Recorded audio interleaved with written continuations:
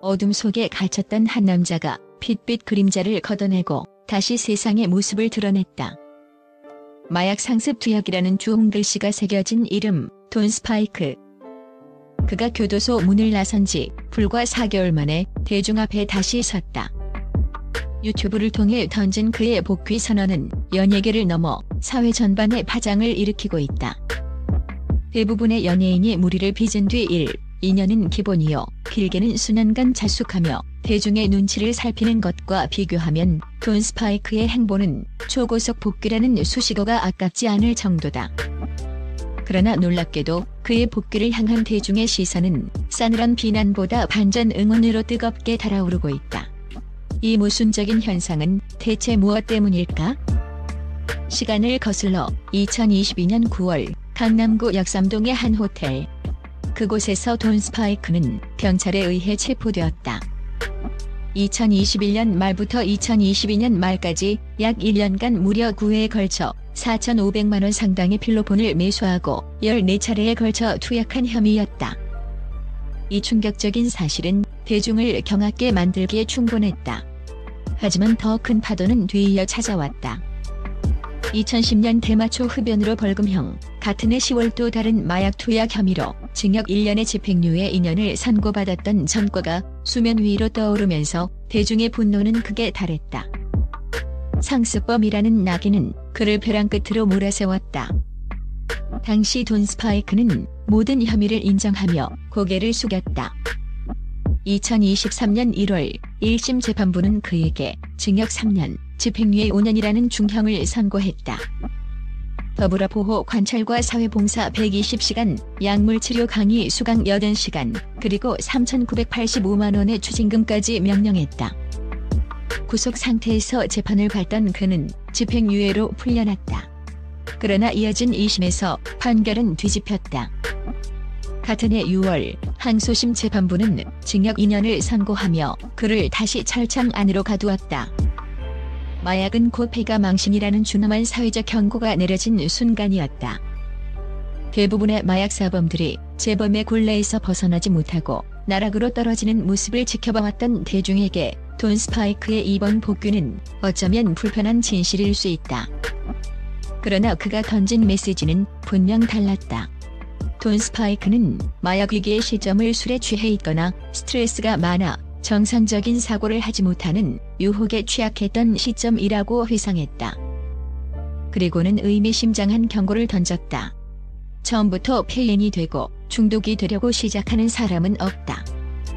접하시는 분들의 대부분이 난 마약을 해도 스스로 통제할 수 있어라고 생각하는데 절대 아니다. 이는 마약의 심각성과 중독의 위험성을 누구보다 뼈저리게 깨달은 자만이 할 수 있는 경고였다. 이 지점에서 대중의 시선은 엇갈렸다. 일부 누리꾼들은 복귀하는 방법도 가지가지다. 마약을 14번이나 투약해놓고 경각심을 준다니라며 싸늘한 비난을 쏟아냈다. 그러나 놀랍게도 그를 향한 응원의 목소리 또한 상당했다. 이례적인 응원의 물결은 돈 스파이크가 기존의 연예인들과는 확연히 다른 행보를 보였기 때문이다. 그는 유튜브 영상에서 자신을 마약에 끌리는 자성을 가진 사람이라고 인정했다. 마치 자석처럼 마약에 이끌리는 본능적인 약점을 솔직하게 고백한 것이다. 하지만 이어진 그의 고백은 더욱 충격적이고 감동적이었다. 교도소 수감 당시 마약 사범들과 한방을 사용하게 되면서 자연스럽게 마약 이야기가 오갔다는 것. 그 순간 그는 교도관에게 방을 옮겨달라고 자발적으로 요청했다고 털어놓았다. 유혹에 취약한 자신의 약점을 알기에 스스로를 보호하기 위해 피할 수 있는 모든 노력을 다한 것이다. 여기서 끝이 아니었다. 그는 출소 후에도 마약 유혹을 극복하기 위한 노력을 멈추지 않고 있다고 밝혔다. 현재도 단약 치료 중인 사람들이 모여있는 모임에 정기적으로 참여하며 끊임없이 의지를 다지고 있다는 고백은 대중에게 깊은 울림을 주었다. 이 지점에서 돈 스파이크의 행보는 과거 마약 투약 논란에 휩싸였던 다른 연예인들과 극명한 대조를 이룬다. 배우 유아인, 하정우, 박유천 등 많은 연예인들이 마약 투약 사실을 인정한 후 자숙이라는 이름으로 대중의 시선에서 멀어졌다. 자숙 기간이 끝나고 복귀하더라도 이들은 대부분 과거에 대한 사과와 반성만을 표할 뿐 자신의 경험을 통해 사회에 어떤 메시지를 던지려 노력하는 경우는 찾아보기 힘들다. 그러나 돈 스파이크는 달랐다. 그는 자신이 마약을 이미 접했기 때문에 이제는 약에 끌리는 자성을 가진 사람이라고 인정하면서도 동시에 마약으로부터 벗어나려는 의지를 갖고 노력하고 있다고 분명히 선언했다. 그는 단순히 과거의 잘못을 반성하는 것을 넘어 자신의 처참했던 경험을 솔직하게 드러내고 이를 통해 다른 이들에게 경각심을 일깨우며 스스로 재활의 의지를 강력하게 보여주고 있다. 이것이 바로 그를 향한 반전 응원의 핵심 이유다. 돈 스파이크의 출연을 옹호하는 누리꾼들은 다음과 같은 의견을 쏟아내고 있다. 나쁘게만 볼 건 아닌 것 같네. 보통은 자숙하고 끝인데 위험성 알려주는 사람 누가 있었음? 호불호를 떠나 용기 있는 고백 존중합니다. 자신의 인생을 반성하고 이를 계기로 다른 사람을 도와주려는 모습은 응원할 만하네요. 이러한 응원에는 단순히 한 개인의 복귀를 넘어선 깊은 의미가 담겨 있다. 대중은 더 이상 연예인의 자숙이라는 모호한 개념 뒤에 숨겨진 진정성 없는 반성을 원치 않는다.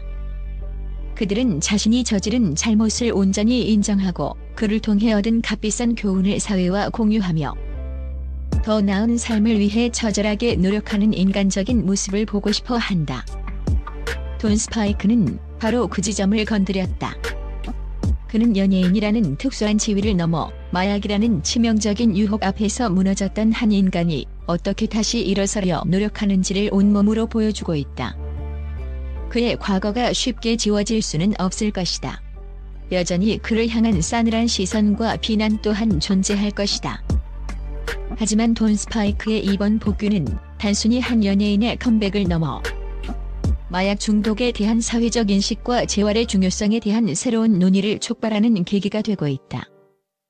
그의 반전 응원은 어쩌면 대중이 그에게 던지는 마지막 기회이자 그의 진심 어린 재활 노력의 사회에 긍정적인 파급력을 미칠 수 있기를 바라는 간절한 염원이 담긴 메시지일 것이다. 앞으로 돈 스파이크가 보여줄 행보가 진정한 회복과 사회적 기여로 이어질지 대중은 숨죽이며 지켜보고 있다. 2010년 대마초 흡연으로 처음 경찰의 조사를 받으며 이미 어두운 전조를 들이왔던 돈 스파이크. 그러나 그의 마약과의 질긴 악연은 거기서 끝나지 않았다. 2021년 말부터는 더욱 깊은 나락으로 빠져들었다. 무려 9차례에 걸쳐 4,500만 원 상당의 필로폰을 사들였고 총 14차례에 걸쳐 필로폰을 투약한 혐의로 2022년 결국 법의 심판대에 섰다. 충격은 여기서 멈추지 않았다. 그는 다른 사람에게 필로폰과 엑스터시를 7차례 건넨 혐의는 물론 필로폰 20g을 소지한 혐의까지 더해져 대중을 경악하게 만들었다. 1회 투약량인 0.03g을 기준으로 볼 때 이는 무려 약 667회분에 달하는 엄청난 양이었다. 그의 손에 들린 마약은 단순한 일탈을 넘어 이미 걷잡을 수 없는 중독의 굴레 속에서 그를 잠식하고 있었음을 여실히 보여주는 대목이다. 돈 스파이크는 자신이 마약에 손을 댄 이유에 대해 씁쓸하게 고백했다. 주변인의 권유와 호기심이 만났다. 마약에 중독되는 분들이나 접하는 경로가 굉장히 다양하다고 운을 뗐다.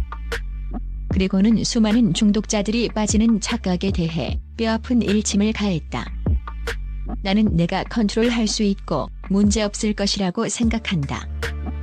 처음부터 폐인이 되고 망가진다고 생각하고 시작하는 사람은 아무도 없다. 하지만 사용하게 되는 순간 돌이킬 수 없는 선을 넘어가고 결국 생활은 처참하게 망가진다. 그는 당시에 자신을 되돌아보며 혼란스러워했다. 그때 제가 잘 기억나지 않는다. 문자를 주고받았던 것을 보면 마치 제가 아닌 것 같다며 마약에 지배당했던 자신의 모습에 대한 낯선 감각을 토로했다. 이는 마약이 한 인간의 인격과 삶을 어떻게 파괴하는지 생생하게 보여주는 증언이었다.